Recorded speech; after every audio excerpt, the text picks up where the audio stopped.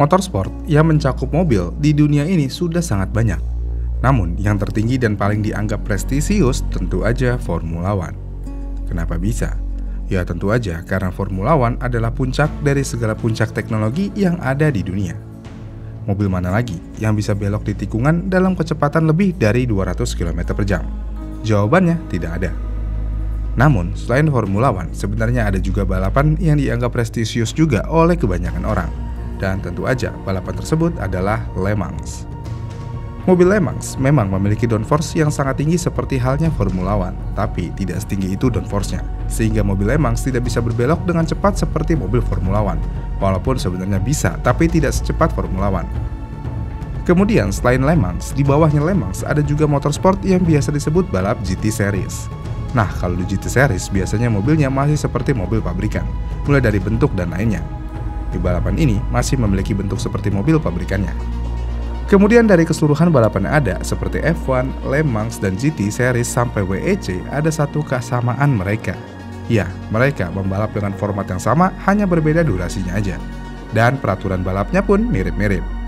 Tapi ada satu hal yang sangat berbeda dan hal ini tidak dimiliki oleh motorsport lainnya kecuali Formula One, yaitu DRS.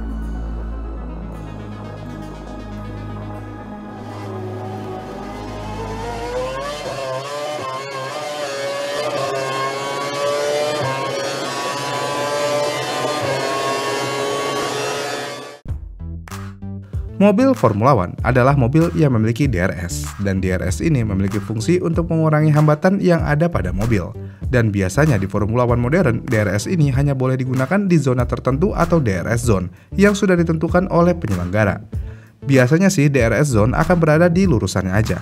Ini berbeda ketika zaman dulu, mobil F1 bisa mengaktifkan DRS dimanapun mereka mau.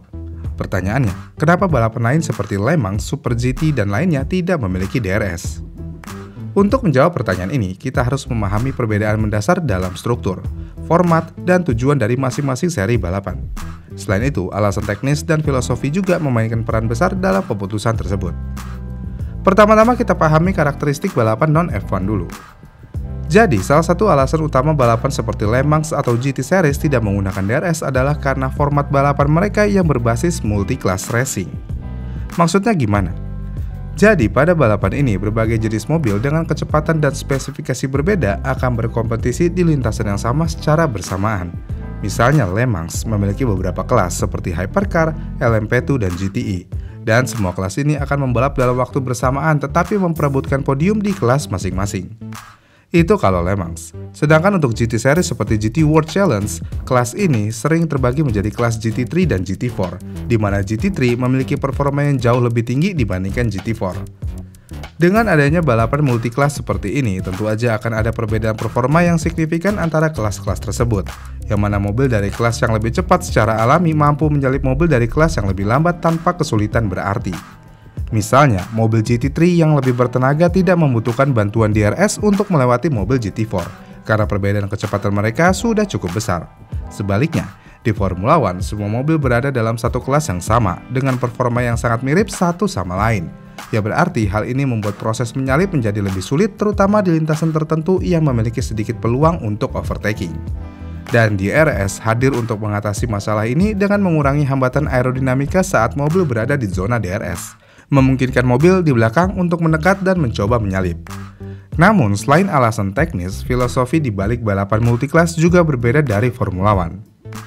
Dalam balapan seperti WEC atau GT Series, kompetisi tidak hanya tentang kecepatan semata, tetapi juga tentang strategi, daya tahan, dan kerja tim. Misalnya, dalam balapan ketahanan seperti 24 jam of Le Mans, kemampuan untuk menjaga konsistensi selama 24 jam penuh jauh lebih penting daripada manuver menyalip di satu lap tertentu. Yang berarti balapan ini lebih menekankan kerjasama antara pembalap, insinyur, dan tim pit untuk pengelola ban, bahan bakar, dan performa mobil dalam jangka panjang. Yang berarti DRS di sisi lain lebih relevan untuk balapan sprint seperti Formula One, di mana setiap detik dan setiap posisi sangat penting dalam waktu yang relatif singkat. Yang pada akhirnya, filosofi ini tidak sepenuhnya cocok untuk balapan endurance atau multi-class, di mana elemen lain seperti efisiensi dan ketahanan menjadi prioritas.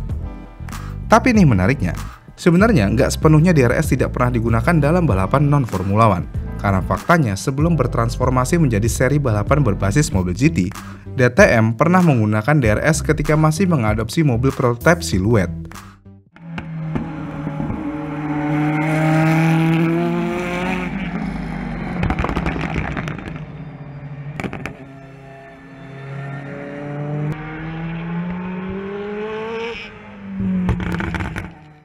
Dalam konteks ini, penggunaan DRS di series ini sebenarnya masuk akal karena balapan ini seperti balapan Formula One, yang mana semua mobil berada dalam satu kelas dan memiliki performa yang hampir identik.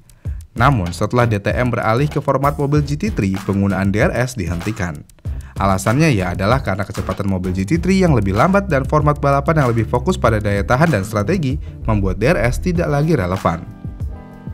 Menggunakan DRS tentu aja memiliki keuntungan tersendiri, karena mau bagaimanapun, DRS bisa menambah performance secara instan di zona-zona tertentu.